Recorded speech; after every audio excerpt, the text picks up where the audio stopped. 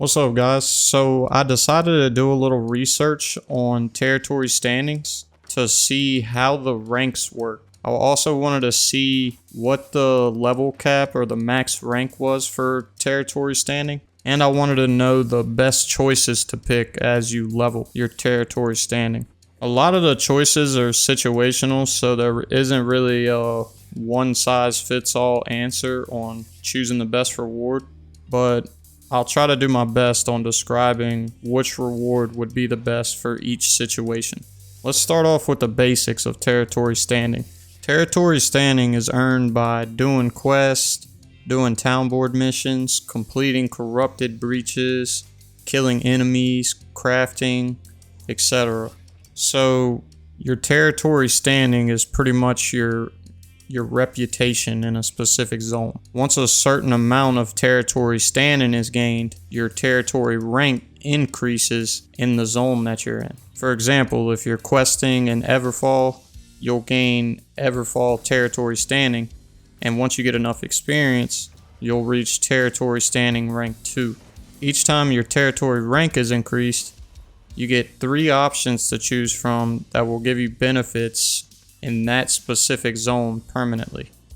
These are your reward options as you level up your standing rank.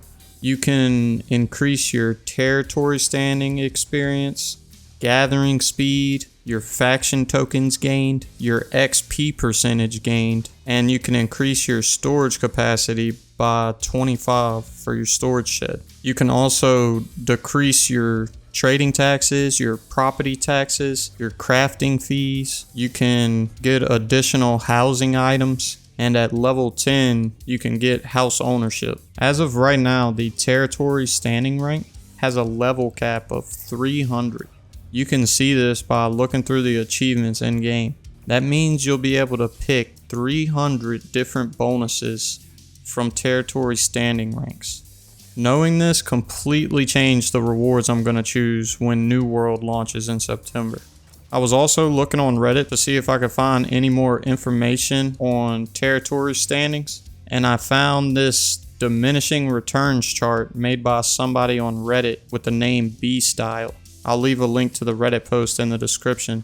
But this chart basically shows you that each time you rank up anything besides storage capacity, house ownership, or additional housing items, it will have a diminishing return. Let me show you what I mean by diminishing returns. Let's use gathering speed for example. The first time you choose gathering speed, it'll increase your gathering speed in that zone by 5%. But the second time you choose gathering speed, it'll only increase it by 4.325%. The third time you increase gathering speed, it'll increase by even less at 3.74%, and so on. This ends up giving you 5% increase for the first upgrade, 9.3% total for the second upgrade, and 13.1% total for the third upgrade, and so on. So after ranking the same stat 12 times, you'll start to only get less than 1% per rank or per level. So once you hit this point, it's almost not even worth leveling anymore until you level up other bonuses. You'll be able to get every benefit to at least level 30, with the cap being 300, which at that point, every level only increases your percentage by 0.07%. It isn't even a noticeable gain at that point.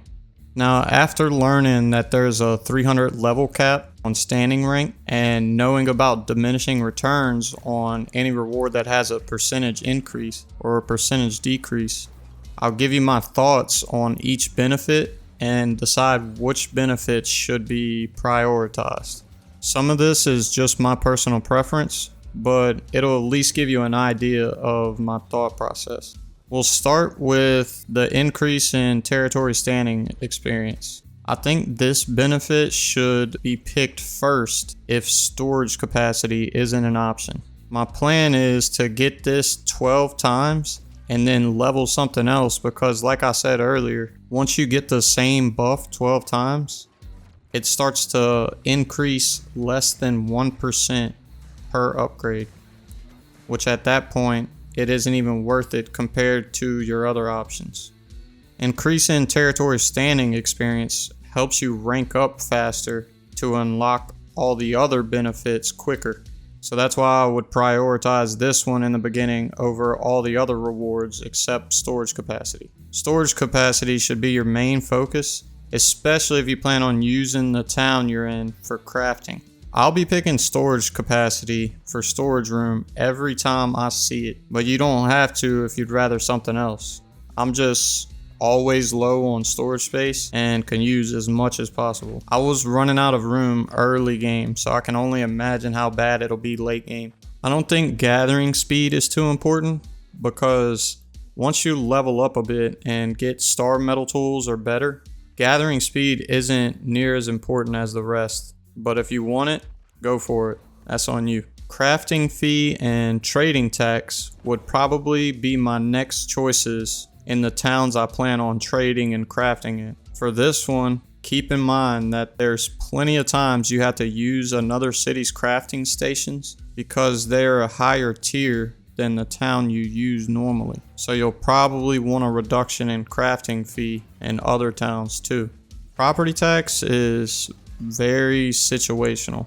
You can own up to 3 houses in New World, so if you know where you want your houses, I'd consider choosing the property tax benefit in that zone. Your first house has a lower property tax than your next 2 houses, and the tax isn't as bad, so it's up to you for that one.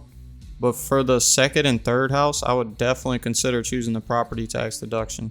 Property tax is still lower on the priority list though, because most people aren't gonna have a second and third house in the beginning. So you can hold off on this one until you get a few of the other bonuses. Faction tokens are lower on my priority list because I think the other options are just more valuable in the early stages. And if the full release faction tokens are anything like the beta faction tokens, they're super easy to get and shouldn't be a problem getting them early game. If you want additional house items, you can pick them, but they don't allow more storage chests and are used for decoration, at least from what I've seen. This benefit will probably give you a better chance to have your house shown as the display house so people can see it when they're walking through town. But other than that, I can't think of any real benefit to these. If somebody knows if these can be used for anything valuable, let me know in the comments and I'll pin it if these can provide some sort of value. And then for XP gained increase, the only time I choose this over storage is if I never plan on using that town for crafting. And I still might not choose it because after you hit max level, XP increase becomes pointless. Of course, this one is going to be one of those highly debatable ones. I'm just telling you that I won't be choosing XP gained over storage. If you want to choose XP gained, choose it. But keep in mind that the choices that you make when choosing these buffs or benefits are permanent, so you won't be able to change your mind later on and pick something else. Alright, I want to show y'all this website called NWDB. I'm assuming it stands for New World Database. I found it on the same Reddit post the Diminishing Returns chart was on. I'll leave the link to the website in the description too. But assuming this website is right, you only get 4 chances to choose the XP percentage increase. The crazy part about this is that 3 out of 4 of those times you have the option to pick XP percentage increase. You also have the option to pick the increase in storage capacity for your storage shed. You can choose XP increase if you want to, but I'm definitely going to be picking storage shed for these. Even if this website doesn't have the right choices for each rank, you'll get an idea of what I'm going to choose on launch. I'm going to quickly run through the first 10 levels just to show y'all how I'm going to be picking these and why. For level 1, I'm picking standing gain for a boost to ranking up. Like I said earlier, XP increase is useless after max levels, so I see it as a waste of points. For number 2, I'd go storage. Number 3, standing gain again. Number 4, storage. 5, standing gain. 6, storage. 7, standing gain. 8, storage. 9, standing gain. And then you get your house at level 10. So after these first 10 levels, I would already have 5 levels put into the territory standing experience, which would bring the bonus experience up to 19.1% additional territory standing experience, which will help out a ton on getting those other ranks quicker, 20% faster. I would continue to pick storage every time it popped up unless I knew for certain I wouldn't be using that area for crafting or trading. It's definitely situational, but the majority of the time, if storage is an option, I'm picking storage. Let me know y'all's thoughts on the guide. I tried to make it as in-depth as possible, so I hope it helped. If you enjoyed it, leave a like to show your support, and subscribe and hit the bell so you're notified when I post my next New World video. I have plenty more coming, so I hope to see you in the next video. Peace.